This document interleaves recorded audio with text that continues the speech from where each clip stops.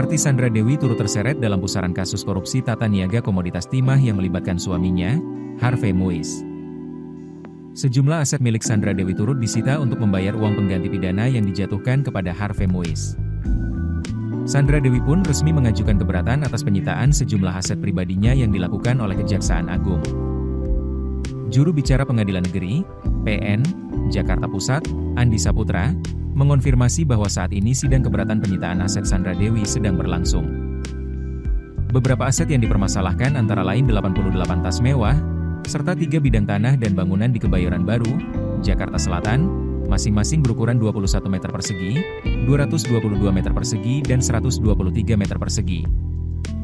Kemudian 2 unit kondominium Beverly di Kelapa II, Tangerang, serta 2 bidang tanah dan bangunan di Kembangan, Jakarta Barat, masing-masing seluas 153 meter persegi. Semua aset properti itu atas nama Sandra Dewi.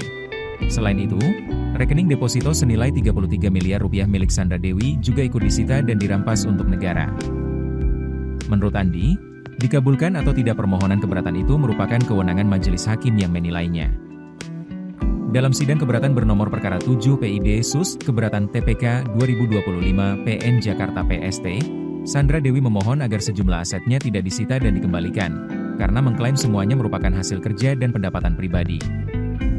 Perlu diketahui, seluruh barang rampasan itu akan diperhitungkan sebagai pengganti kerugian keuangan negara yang akan dibebankan kepada terpidana Harvey Muiz.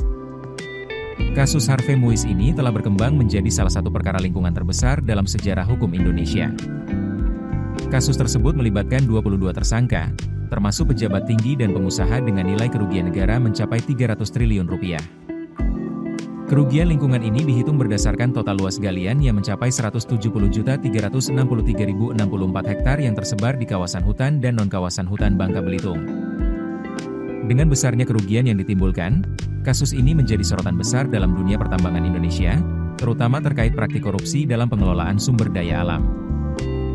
Suami dari aktris Sandra Dewi itu kini resmi menyandang status terpidana kasus korupsi tata niaga komoditas timah, setelah Mahkamah Agung, MA, menolak permohonan kasasi yang diajukannya.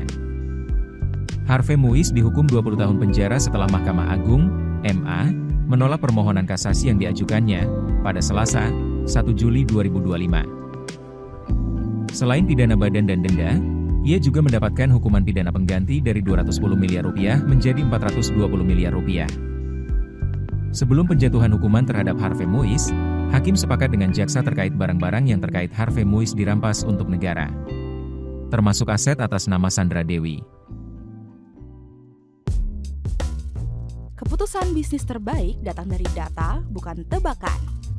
Mudah berlangganan Business Insight dengan subscribe with Google.